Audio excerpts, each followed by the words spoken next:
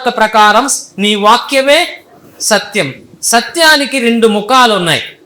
ఒకటి నమ్మకం, 2 యథార్థత. ఒకటి నమ్మకం, 2 యథార్థత.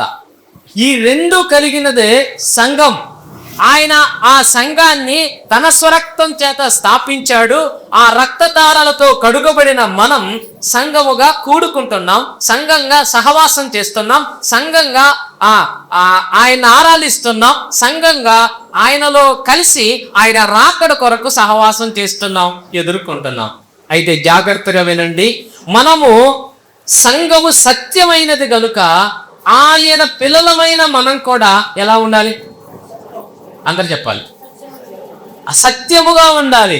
సత్యముగా ఉంటే మనము జరిగించే సేవ, మనము జరిగించే పరిచర్య, మనము కూడుకునే ఈ పని ద్వారా మనము దీవించబడతాం. వినండి జాగ్రత్తగా. పాత నిబంధనలో ఒక మాట దానికి ఉదాహరణగా ఉంది, చూడండి. ద్వితీయోపదేశ కాండం 28వ అధ్యాయం 6వ వాక్యాన్ని చదువుతారా?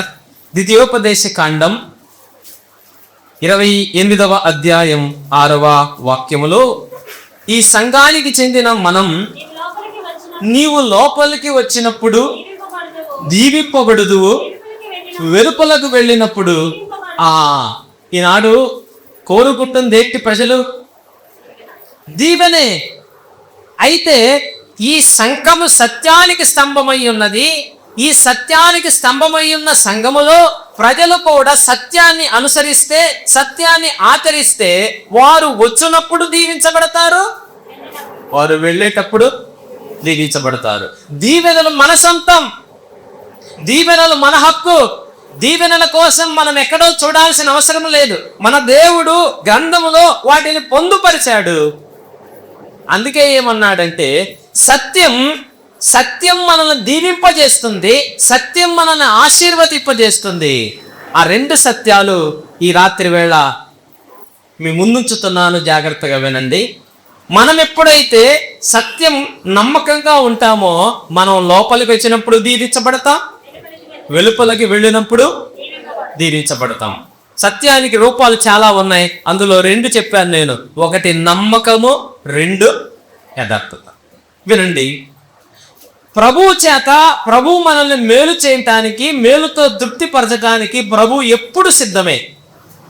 ప్రభు అన్యాయస్తుడు కాదు, ప్రభు ఆ వ్యత్యాసం చూసేవాడు కాదు. ఆయన నీతిమంతుల మీదనో అనీతిమంతుల మీదనో తన వర్షాన్ని, సూర్యుడిని ఉదయింపజేసి ఆయన అందరినీ సమానంగా చూసేవాడే. అయితే దేవుణ్ణి ఎరిగిన పిల్లలమైన మనం, దేవుని వాక్యాన్ని చదువుతూ వింటూ నడుస్తూ ఉన్న మనం, మనలో ఆయన సత్యాన్ని చూడాలనుకుంటున్నాడు. లోకస్తులకి మనకి చాలా తేడా ఉంది, క్రైస్తవులకి మనం లోకస్తులకి చాలా తేడా ఉంది. ఆయన పిల్లలముగా మనం సత్యాన్ని గనక నమ్మగలిగితే, సత్యముగా జీవించగలిగితే మనం కోరుకున్నటువంటి దీవెన, ఆశీర్వాదాలు మన సొంతమవుతాయి. మొదటిది నమ్మకం. మనం చేస్తున్నటువంటి భక్తిలో, మనం నడుస్తున్నటువంటి సంఘములో, సహవాసములో దేవుని దృష్టికి మనం నమ్మకంగానే చేస్తున్నామా అనేది ఎవరు చూస్తారు? సేవకుడు చూడు, పెద్దలు చూడరు.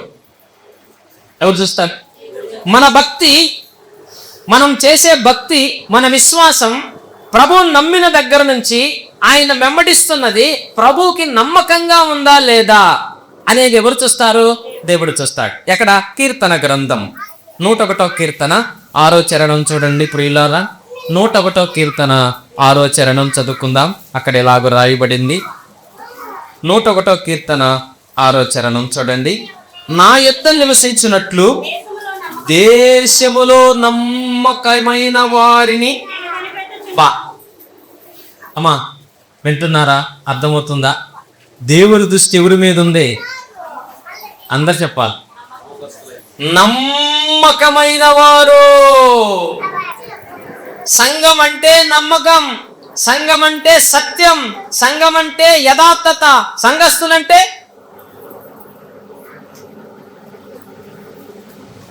నమ్ముకున్న మనం, వెంబడిస్తున్న మనం, విశ్వసించి సాగుతున్న మనం, ఇన్ని దినాల ప్రభువులో మనం నమ్మకంగా ఉండగలిగితే ప్రియులారా, ఆ నమ్మకానికి వెలకెట్టలేనంది బహుమానాలు మనకున్నాయి.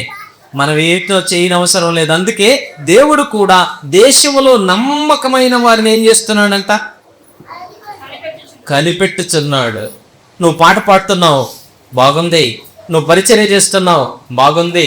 నువ్వు ఆరాధిస్తున్నావు, బాగుంది. ప్రభు సేవకు సహకరిస్తున్నావు, బాగుంది. ప్రభు కార్యాల్లో ముందుంటున్నావు, బాగుంది. కానీ ఆత్మీయమైన విషయాలలో, ప్రభు చూసే విషయాల్లో నువ్వు నమ్మకస్తుడివేనా? నువ్వు నమ్మకస్తుడివేనా? భక్తి నమ్మకంగా చేయగలుగుతున్నారా? నిష్ఠగా భద్రతగా ఉండగలుగుతున్నారా? నమ్ముకున్న దేవుని ఎదుట నమ్మకస్తులుగా ఉంటే వారు లోపలికి పోవునప్పుడు, వెలుపలికి వచ్చినప్పుడు దీవిపడతారు. భక్తుడైన దావీదు గురించి అహీతోపెలు ఇలా అన్నాడు. చదవండి, సమూయేలు మొదటి గ్రంథం 18వ అధ్యాయం, లేకపోతే 22వ అధ్యాయం 14వ వచనం చూడండి. ఒక మాట. సమూయేలు మొదటి గ్రంథం 22. అహీమెలకు రాజా రాజులకు అల్లుడై నమ్మకస్తుడై ఆలోచనకర్తై నీ నగరిలో ఘనత వహించిన ఏమంటున్నాడు అహీతోపెలు? రాజా, నమ్మకస్తుడంటే ఎవరో తెలుసా? నీ మందలోనే ఉన్నాడు, నీ సేవకుల్లోనే ఉన్నాడు, నీ పని వాళ్ళలోనే ఉన్నాడు. ఎవరు అనుకుంటున్నావు? నీ అల్లుడే. నీ అల్లుడు నమ్మకస్తుడై ఆలోచనకర్త అయి ఉన్నాడు. దేవుడు కూడా మరి పామూరులో సొరక్తలిచ్చి సంపాదించిన సంఘములో దావీదును బట్టి ఆ మాట పలకగలిగిన దేవుడు, దావీదును బట్టి ఆ మాట చెప్పించగలిగిన దేవుడు. ప్రియులారా, మనల్ని బట్టి ఆ మాట చెప్పించగలుగుతున్నాడా? నమ్మకంగా ఆయన్ని సేవిస్తున్నామా? నమ్మకంగా ఆయన్ని వెంబడిస్తున్నామా? నమ్మకంగా మనకున్న దానిలో ప్రభు సేవకు సహకరిస్తున్నామా? నమ్మకంగా దేవుని సమయాన్ని దేవునికి ఇస్తున్నామా? కానీ దావీదు ఎలాంటి వాడట చెప్తారా? నమ్మకస్తుడై ఆలోచనకర్తై నీ నగరిలో ఘనత వహించిన వాడు. నీ సేవకుల్లో దావీదు వంటి వాడు ఉన్నదా? మా ప్రియులు సుందర సింగ్ అన్నయ్య మరి పరిచర్య చేస్తున్నాడు. ఇక్కడ నాకు నమ్మకస్తులు ఉన్నారు అని సాక్ష్యం ఉందా? ఆలోచన చేయండి. దావీదు గురించి ఆ మాట చెప్పాడు. సంఖ్యాకాండం 12వ అధ్యాయం 7వ వచనంలో మోషే గురించి దేవుడు అదే మాట చెప్పాడు. మోషే నా ఇల్లంతటిలో నమ్మకస్తుడు, నా పరిచర్య అంతటిలో నమ్మకస్తుడు. దేవుడు మనల్ని చూస్తున్నప్పుడు, మన కూడుకున్న విధం చూస్తున్నప్పుడు, మనం నడిచే విధం చూస్తున్నప్పుడు, మన సాగుతున్న విధం చూస్తున్నప్పుడు, మనం ఉండే విధం చూస్తున్నప్పుడు ఆయన మనలో చూస్తున్నది ఏంటో తెలుసా? ఏమండి? నమ్మకం. ఈనాడు క్రైస్తవ్యంలో లేకుండా పోయింది ఏందో తెలుసా? క్రైస్తవ సంఖ్య పెరిగింది, సంఖ్య బలం పెరిగింది, చర్చిస్ వచ్చినాయి, ఎంతో మోడర్న్ అయిపోయింది. కానీ నమ్మకంగా ప్రభుని సేవించే వారు ఏమయ్యారు? తక్కువైపోతున్నారు. నమ్మకంగా ప్రభు వెనుక కనిపెట్టేవాడు, నమ్మకంగా సాగేవాడు తక్కువైపోయారు. అందుకే దేవుడు చూస్తున్నటువంటి మొదటి లక్షణం నమ్మకం. ఈ దావీదు నమ్మకస్తుడు. మోషే నా ఇల్లంతటిలో ఎన్ని విషయాల్లో దావీదు నమ్మకస్తుడు? 18వ అధ్యాయం సమూయేలు మొదటి గ్రంథం 14వ వచనం చదువుతారా ప్రియులారా? సమూయేలు మొదటి గ్రంథం 18-14 చదవండి. ఏమన్నాడు? మరియు దావీదు సమస్త విషయములలో ఎన్ని విషయాల్లో నమ్మకస్తుడండి? ప్రభువును నమ్ముకున్న పిల్లలు ఎప్పుడెప్పుడు నమ్మకంగా ఉండాలి? ఎన్ని విషయాల్లో నమ్మకంగా ఉండాలి? మందిరంలో ఉన్నప్పుడు ఒకలాగా, ఇంటికి పోయినప్పుడు ఒకలాగా, ఉద్యోగానికి పోయినప్పుడు ఒకలాగా, పలికి పోయినప్పుడు ఒకలాగా, ఎట్లా ఉంటే ఎన్ని విషయాల్లో మనం నమ్మకంగా ఉండాలి? అది ఎవరు చూస్తున్నారు? మేము ఇక్కడ వాక్యం చెప్పాము, రేపు వెళ్ళిపోతాం. మీరు ఎట్లుంటారో మాకు తెలియదు, మేము ఎట్లుంటామో మీకు తెలియదు. కానీ మనందరి నమ్మకాన్ని చూస్తున్నవాడున్నాడు. ఎవరైనా ఆయన కంటికి కనపడనది ఏది లేదు.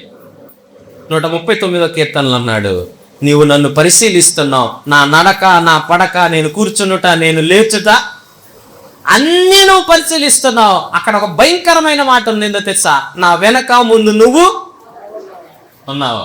మనం నమ్మం, దేవుడు లేడనుకుంటాం, అప్పటికప్పుడే మారిపోతాం. సంఘములో ఉంటే ఒకలాగా, సంఘ సహవాసం లేకపోతే మరోలాగా ఉంటాం. కానీ ప్రభువు నా వెనక, నా ముందు ఉండి నా ప్రవక్తను ఏం చేస్తున్నాడు?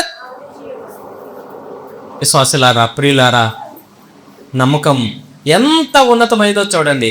నువ్వు దీవించబడటానికి, ప్రభువు నిన్ను గొప్ప చేయటానికి, నిన్ను ఎత్తు చేయటానికి దేవుడు చూస్తున్నటువంటి ప్రప్రదమైనటువంటి లక్షణం ఏంటో తెలుసా? నమ్మకం. చూడండి దావీదు ఏం చేశాడో.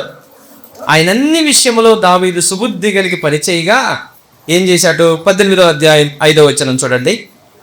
సమయలు దావీదు సౌలు తనను పంపిన చోట్లకెళ్ళను పోయి సుబుద్ధి కలిగి పని చేసుకొని వచ్చాను కనుక సౌలు యోధుల మీద అతనిని దీవించాడు.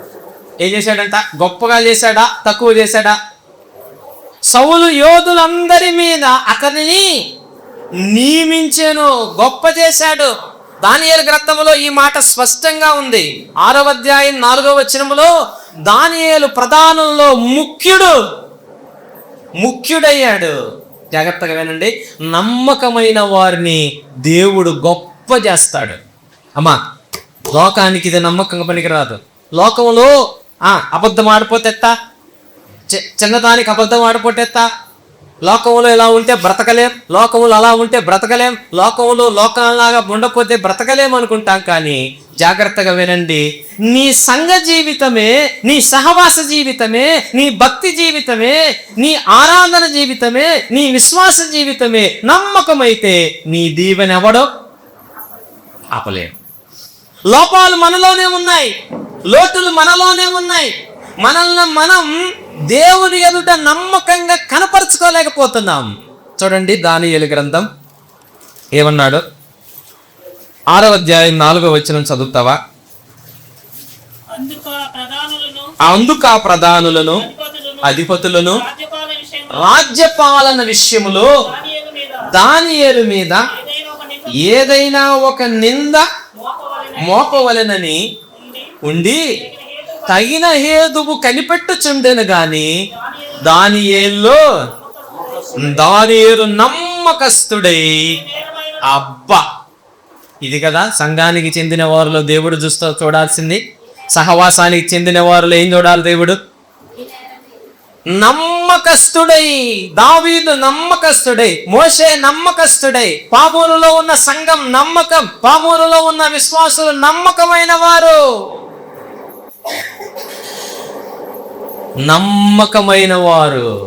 నమ్మకమైన వారు ఇప్పుడు దానియేలు ఏమయ్యాడు? దాసుడుగా వెళ్ళాడు, చెరపట్టబడిన వాడు వెళ్ళాడు, ఇప్పుడు ఏమయ్యాడు?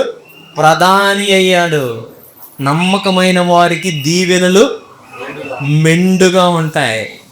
దీవెనల కోసం అటు చూడవసరలా, ఇటు చూడవసరలా, ఇటో చూడవసరలా, ఎక్కడో వెతకవసరలా. ఎక్కడున్నాయి? నీలోనే ఉంది.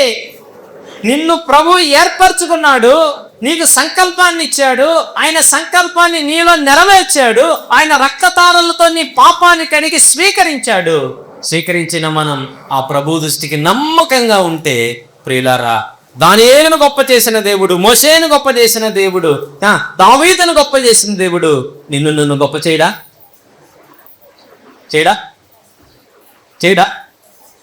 దేవుడికి లెక్కలున్నాయి, దేవునికి గడియారం ఉంది. మన గడియారం ఉన్నదిగా. మనకు అప్పుడే కావాలి. కాఫీ పెట్టుకు తాగటం అలవాటు, మాంసం వండుకొని తెచ్చుకొని తినటం అలవాటు, ఎప్పటికప్పుడు అలవాట్లు. కాబట్టి మనకన్నీ అప్పటికప్పుడికే కావాలి. అవునా? దేవుడికి సమయం ఉంది. ఆదికాండం 17వ అధ్యాయం 17వ వచనములో ఆ మొదటి విశ్వాస దంపతులిద్దరు కలవరపడిపోతున్నారు, ఒకరినొకరు చూసుకొని. 17వ అధ్యాయం 17వ వచనం చదవండి, ఏం రాయబడింది అక్కడ? విశ్వాసాన్ని కోల్పోతున్నారు వాళ్ళు.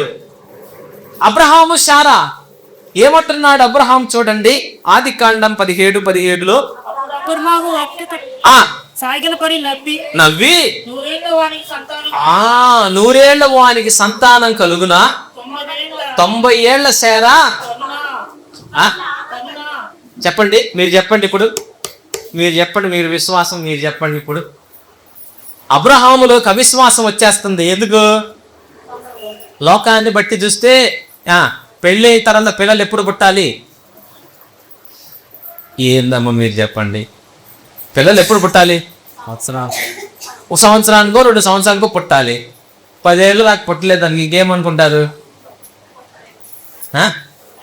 ఇక స్టాంప్ ఒకటి ఉండేది మన దగ్గర, పెద్దది ఎంఆర్ఓ కంటే పెద్ద స్టాంప్ అనమాట, అదే చేస్తాం. ఇక పిల్లలు పుట్టరు. కానీ ఇదే 18వ అధ్యాయం ఉంది, దేవుడికి అసాధ్యమైనది ఏదైనా ఉందా? శారద చెప్పాడు, అసాధ్యమైనది ఏది ఉందా మీదటికి నువ్వు కంటావు. ప్రియులారా జాగ్రత్తగా వినండి. ఆయనకు చెందిన మనం, ఆయన సంఘానికి చెందిన మనం, సహవాసానికి చెందిన మనం నమ్మకస్తులమైతే, మన భక్తి నమ్మకమైతే, మన సేవ నమ్మకమైతే, మన ఆరాధన నమ్మకమైతే, మన విశ్వాసం నమ్మకమైతే దీవెనలు మెండుగా దండిగా ఉన్నాయి. రెండోది నేను చెప్పి ముగిస్తా, దైవజనులు వచ్చున్నారు. రెండోది సత్యానికి రెండో ముఖం చెప్పాను, అదేంటంటే యథార్థత. ఏంటండి? యథార్థత. యథార్థత కలిగి మనం ఉంటే యథార్థ పరుల మీద సాతానుడు దాడి ఎక్కువగా ఉంటుంది.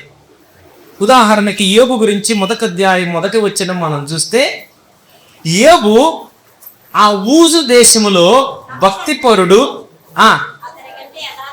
యథార్థవంతుడై ఉన్నాడు. అసలు సాతానుడు టార్గెట్ అంతేంటో తెలుసా? యథార్థత నుండి తొలగించటానికే, భార్యను ప్రేరేపించినందుకే, చెప్పండి, స్నేహితులను ప్రేరేపించినందుకే. ఈ యోబు గ్రంథములో ఎన్నిసార్లు ప్రేరేపించారో తెలుసా? 2వ అధ్యాయం 3వ వచనం చూడండి. 2వ అధ్యాయం దేవుడు ఏమని స్టేట్మెంట్ ఇస్తున్నాడో యోబు గ్రంథం. అందుకు యెహోవా, నువ్వు నా సేవకుడైన యోబు సంగతి ఆలోచించితివా? అబ్బా, ఏం చెప్తున్నాడు? రెండోది, అతడు యథార్థవంతుడు. పామూరులో ఉన్న సంఘము, సంఘ విశ్వాసులు, సంఘ సేవకులు, సంఘ నాయకులు, సంఘ పెద్దలు ఎవరు సరే యోబు గురించి దేవుడు సాక్ష్యం ఇస్తున్నాడు, అతడు యథార్థవంతుడు. 2వ అధ్యాయం 9వ వచనంలో సాతానుడు భార్యను ప్రేరేపిస్తే భార్య ఏమంటుందో చూడండి. అతని భార్య వచ్చి, నీవిక్కను యథార్థతను విడువకుందువా. ఏం విడవాలి? ఏం జరిగింది? ఒకసారి చూడండి నా వైపు. 1వ అధ్యాయములో జరగాల్సిందంతా జరిగిపోయింది. ఏం జరిగింది? మొదట ఆస్తి, సంపాదించుకున్న ఆస్తి మొత్తం పోయింది. తర్వాత కుమారులు కుమార్తెలు చనిపోయారు.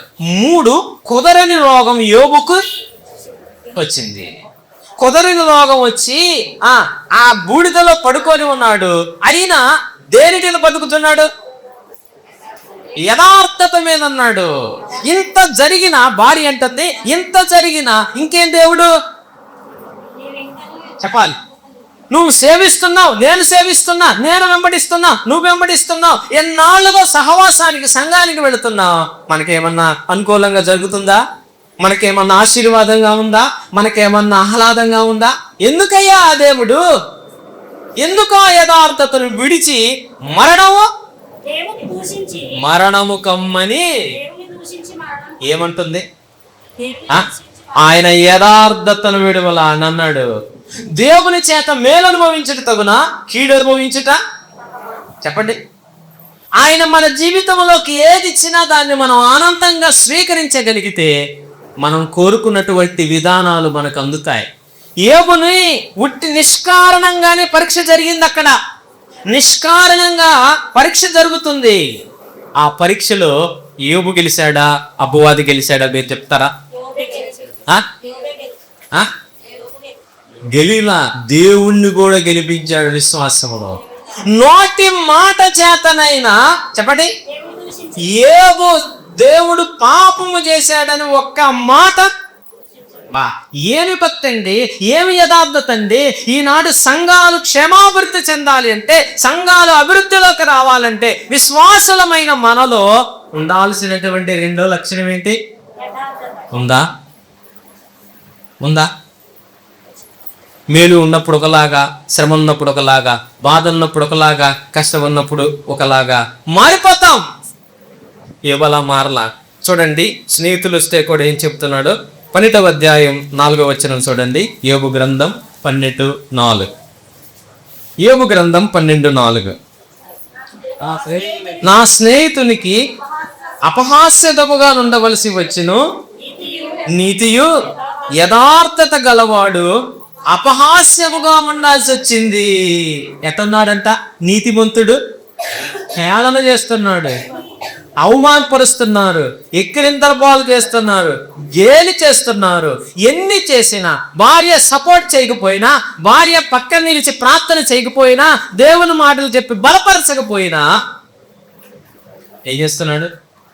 దేవుణ్ణి మాత్రం తన యథార్థతను విడిచిపెట్టాల. స్నేహితులు వచ్చి ఆదరించకపోయినా, ప్రేమించకపోయినా, ఎగతాళి గేలి చేస్తున్న యథార్థతను వదిలిపెట్టట్లా. చూడండి ఆ మాట కూడా 27వ అధ్యాయం యోబు గ్రంథం 5వ వచనంలో చెప్పాడు. యోబు గ్రంథం 27వ అధ్యాయం 5వ. మీరు చెప్పినది న్యాయమని నేనే మాత్రం ఒప్పుకొనను, మరణం వరకు నేనెంత మాత్రం యథార్థతను. అబ్బా, ఇదేనండి దేవుడు కోరుకుంటున్నటువంటి భక్తి, దేవుడు కోరుకుంటున్నటువంటి విశ్వాసం, దేవుడు కోరుకుంటున్నటువంటి సంఘము క్షేమాభివృద్ధికి ఎలాంటి విశ్వాసాలు ఉండాలి? ఎలాంటి ప్రభు పిల్లలు ఉండాలి? చెప్పవే. నిమిషంలో ఒకలాగా, మరు నిమిషంలో ఒకలాగా మారిపోయేటట్ట. ఎంత చెప్పినా నేను నా యథార్థతను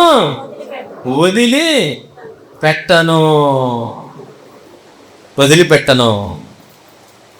ప్రియులారా, రెండు విషయాలు. ఒకటి యథార్థత, రెండు ఎందుకు ఈ యథార్థత మనల్ని ఏం చేస్తుందో త్వరగా చూడండి. వాక్యాన్ని ముగించాలి. ఈ యథార్థత కలిగిన వారు ప్రార్థన చేస్తే ప్రభు ఏం చేస్తాడో చూడండి. సామెతల గ్రంథం 15వ అధ్యాయం 8వ వచనం. సామెతల గ్రంథం 15వ అధ్యాయం 8వ వచనం చదువుతారా ప్రియులారా? భక్తిహీనులు అర్పించు బలులు యెహోవాకు హేయములు, యథార్థవంతుల ప్రార్థన ఆయనకు, చెప్పండి, ఆయనకు ఆనందకరము. యథార్థంగా బ్రతికి, చెప్పండి, ఉప్పు గల్లు నుంచి పిన్నీసు దాకా నేను ప్రభుని నమ్ముకున్నాను, నేను యేసు ప్రభుని నమ్ముకున్నాను కాబట్టి నేను యథార్థంగా బ్రతకాలి. ఇంటిలో, సంఘములో, పనిలో, ఉద్యోగములో, వ్యాపారములో ఎక్కడైనా యథార్థంగా మనం బ్రతికితే ఆ బ్రతుకులో నుంచి వచ్చిన ప్రార్థన ఆయనకి ఎలాగుందట? ఆనందాన్ని ఇస్తుంది అన్నాడు. రెండవ మాట కీర్తన గ్రంథం 4వ అధ్యాయం 3వ వచనం. కీర్తన 4:3లో అట్టివారి ప్రార్థన యెహోవా ఆలకించును ఉందా? కీర్తన 4:3లో యెహోవా తన భక్తులను తనకు ఏర్పరచుకున్నాడని తెలుసుకునుడి, యెహోవాకు మొరపెట్టగా ఏం చేస్తాడు? చెప్పండి. చాలా మంది మనం ప్రార్థన చేస్తాం, మన ప్రార్థన ఈ గోడ కూడా దాటిపోదు, ఈ గడప కూడా దాటిపోదు. ఎందుకు? మనం నమ్మకంగా ఉండం, రెండు యథార్థంగా ఉండం. కానీ యథార్థవంతుల ప్రార్థన ఆయనకి ఆనందం. యథార్థవంతులు మొరపెట్టగా ఆయన ఏం చేస్తున్నాడు? ఆలకిస్తున్నాడు అన్నాడు. పేతురు పత్రిక 3వ అధ్యాయం, మొదటి పేతురు పత్రిక 3వ అధ్యాయం 12వ వచనం. పేతురు రాసిన మొదటి పత్రిక 3వ అధ్యాయం 12వ వచనానికి రండి. ఏం చెప్తుంది అక్కడ దేవుని వాక్యం? ప్రభువు కన్నులు నీతిమంతుల మీదను, ఆయన చెవులు. అబ్బా, ఎక్కడుంది? అసలు ప్రభువు కన్నులు నీతిమంతుల మీదను, ఆయన చెవులు. ఈ యథార్థత కలిగి, ఈ నమ్మకం కలిగి ఎవరైతే విశ్వాసములో నడుస్తున్నారో, విశ్వాసములో జీవిస్తున్నారో ప్రియులారా, నీ ప్రార్థన వినటానికి ప్రభు చెవినిస్తున్నాడు. ఎందుకు? నీ బ్రతుకు, నీ విశ్వాసం అంత చక్కగా ఉంది. నువ్వు అడిగింది చేయటానికి, నువ్వు మొరపెట్టింది ఆలకించి అంగీకరించటానికి ప్రభు కన్నులున్నాయి. ఈ రెండుకి మనం కోల్పోతే మన ప్రార్థన ఆయన వినడు, మన ప్రార్థన ఆయన అంగీకరించడు. ఇప్పుడు జాగ్రత్తగా వినండి. యథార్థవంతుల ప్రార్థన ఆయనకు ఆనందకరం, యథార్థవంతుల ప్రార్థన ఆయన అంగీకరిస్తాడు, యథార్థవంతుల ప్రార్థనకు ఆయన చెవిని ఇస్తున్నాడు. ఇచ్చిన దేవుడు ఏం చేస్తున్నాడో చూద్దాం. ఫిలిప్పీ పత్రిక 4వ అధ్యాయం 19వ వచనం.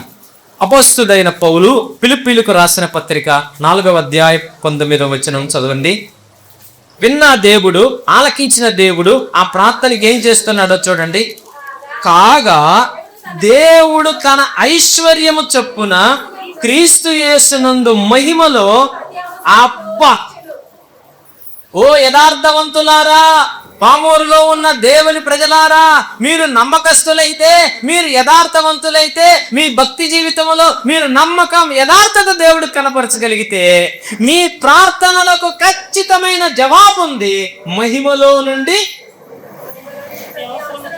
మీ ప్రతి అవసరం. అమ్మ, నేను ఒక మాట అడుగుతున్నా, అందరు చెప్పండి. దేవుడు అవసరం తీరుస్తాడా, కోరికలు తీరుస్తాడా? అమ్మ చెప్పండి, ఎంతమంది ఉండి ఎవరు చెప్పరే? అవసరం పెట్టి కోరిక ఏంది?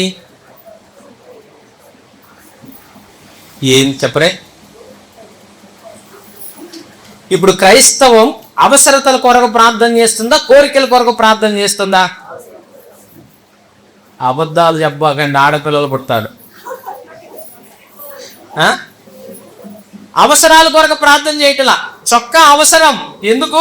ఒళ్ళు కనపడి ఉండడం కోసం. కానీ ఈ చొక్కాల్లో వెరైటీస్ కావాలి, రకరకాలు కావాలి. చీర అవసరం, ఎందుకు? ఒళ్ళు దాచుకోవడానికి. కానీ దానిలో అది కోరిక అయిపోతుంది. దేవుడు కోరికలు తీర్చడు. మా చర్చిలో ఒక మా ఆంటీ ప్రార్థన చేయడానికి అయితే ఇలా ఉంది. అయ్యా, అంకులు పరలోకంలో ఉండేటట్టు ప్రార్థన చేయ్యా అంటుంది. ఎక్కడ ఉండాలి? అవసరం ఏంటి ఆయనకి? ఆయనకి ముందు రక్షణ అవసరం. రక్షణ కొరకు ప్రార్థన చేయమంటాం బాగుంటుందా? పరలోకంలో ఉండాలంట. ఈనాడు కోరికలు ఎక్కువైపోయినాయి. కోరికల ప్రకారం దేవుణ్ణి అడుగుతున్నారు, కోరికలు తీర్చడు. 6 ఏళ్ల బాబుకి మీరు సైకిల్ ఇవ్వమంటే ఇస్తారా? బైక్ ఇవ్వమంటే ఇస్తారా? ఈనాడు క్రైస్తవ్యం కోరికల్లో ఉంది, అవసరతలో లేదు. జాగ్రత్తగా వినండి. ఆయన ప్రతి అవసరం మనం తీరుస్తాడు. మన అక్కరలు ఎన్ని ఉన్నాయో అన్నీ తెలుసు ఆయనకి, తీరుస్తాడు. నువ్వు నమ్మకస్తుడు అయితే, నువ్వు యథార్థవంతుడు అయితే ఖచ్చితంగా నీకేం కావాలో వాటన్నిటి తీరుస్తాడు. ఎట్లా తీరుస్తాడు? రండి, ఎట్లా తీరుస్తాడు? ఎఫెసీ పత్రిక 3వ అధ్యాయం 20వ వచనం. ఎఫెసీలకు రాసిన పత్రిక 3వ అధ్యాయం 20వ వచనం చూడండి. మనలో కార్యసాధకమైన తన శక్తి చొప్పున మనము అడుగు వాటి కంటే, ఊహించు వాటి కంటే అత్యధికముగా. ఇప్పుడు చెప్పండి, దీవెనలు ఎక్కడికి వెళ్ళాలి? ఆశీర్వాదాలు ఎక్కడున్నాయి? నువ్వు వెంబడిస్తున్న నీ దేవునిలో నువ్వు యథార్థంగా నమ్మకంగా నువ్వు ఉంటే అడుగు వాటి కంటే, ఊహించు వాటి కంటే అత్యధికముగా చేయ శక్తి గలవాడు దేవుడు. ఎందుకు మనం అవన్నీ పొందుకోలేకపోతున్నాం అంటే మనలో ఏదో, ఇప్పుడు ఆ డాక్టర్ దగ్గరికి, ఊరి దగ్గరికి వెళ్ళినా కానీ మీకు విటమిన్స్ లోపం, మినరల్స్ లోపం, హార్మోన్స్ లోపం, అది ప్రతి ఒక్కటి లోపమే డాక్టర్ల దగ్గరికి వెళ్ళి చెబుతుంది. ఇప్పుడు కూడా విశ్వాసులమైన మనలో దేవుడు చూస్తే మనలో ఏం కనపడుతున్నాయి చెప్పవే? దీవించబడాలన్న కోరిక మనకుంది, వర్తిల్లాలన్న కోరిక మనకుంది, కానీ ప్రవక్తన ఉందా? విశ్వాసం అలాగ నడుస్తుందా? మనం అలాగ జీవించగలుగుతున్నామా? ప్రభువు మీద ఆధారపడి ఉండగలుగుతున్నామా? యథార్థంగా ఉండగలుగుతున్నామా? ఇప్పటికి కూడా ప్రభున్న క్రైస్తవులుగా పిలువబడే మనం, ఇప్పుడు కూడా క్రైస్తవులుగా పిలువబడే మనం ఎలా బ్రతుకుతున్నాం? ఒక్కసారి ఆలోచన చేయండి, ఒక్కసారి ఆలోచన చేయండి ప్రియులారా. సంఘములో విశ్వాసులు క్షేమాభివృద్ధి చెందాలి అంటే చేయాల్సిన 2 పనులు: నమ్మకం, యథార్థత. ఆ రెండు కలిగి మనం జీవించి దేవునికి మొరపెట్టగలిగితే దేవుడు మనకి అడుగు వాటికంటే ఊహించు వాటికంటే అత్యధికమైన వాటిని శక్తిగల దేవుడు ఉన్నాడు. కాబట్టి మనలో ఏమైనా లోపం ఉంటే, మనలో ఏమైనా దేవునికి విరోధంగా బ్రతికితే, ఆచారాల ద్వారా బయటికి వెళ్ళిపోతున్నాం, ఆ లోక సంబంధమైన పద్ధతుల ద్వారా బయటికి వెళ్ళిపోతున్నాం, ఏవేవో ఆశించి దేవుని ఎదుట యథార్థంగా నమ్మకంగా ఉండటం లేదు. ఆలోచన చేయండి. మనం యథార్థవంతులమైతే దానియేలుకు మేలాగిందా? యోసేపుకు మేలాగిందా? భక్తులు ఎంతో మంది దీవించబడ్డారు, వర్ధిల్లపడ్డారు. ఎప్పుడు మనం యథార్థంగా నమ్మకంగా ఉంటే లోపలకు పోవునప్పుడు దీవించబడతాం. కాబట్టి ఈ సత్యాలు ఎరిగి దేవునిలో నమ్మకంగా యథార్థంగా ఉంది ఇహమందును పరమందును దీవించబడి ప్రభు రాకడలు ఎత్తబడటానికి సిద్ధపడటానికి వాక్యమే ఆధారం గనక ఆ వాక్యాన్ని నమ్మి వాక్యం ప్రకారం యోబు వలె హింస వచ్చినా ఆనందమే, కరువు వచ్చినా ఆనందమే, రోగం వచ్చినా ఆనందమే, శ్రమ వచ్చినా ఆనందమే, వీటికి ఆపోజిట్లో ఎన్ని మేలులు దీవెనలు వచ్చినా ఆనందమే. రెండు విషయాలు గుర్తుపెట్టుకుందాం: యథార్థత, నమ్మకం. ఇవి మన దేవుడి లక్షణాలు. అవి కలిగి ఇక ముందును కొనసాగటానికి ఈ రాత్రి ప్రభు మనందరినీ అలాగ నడిపించి సహాయం చేయనుగాక. ప్రభు ఈ మాటలు మనందరి ఆత్మల క్షేమార్థమై దీవించను.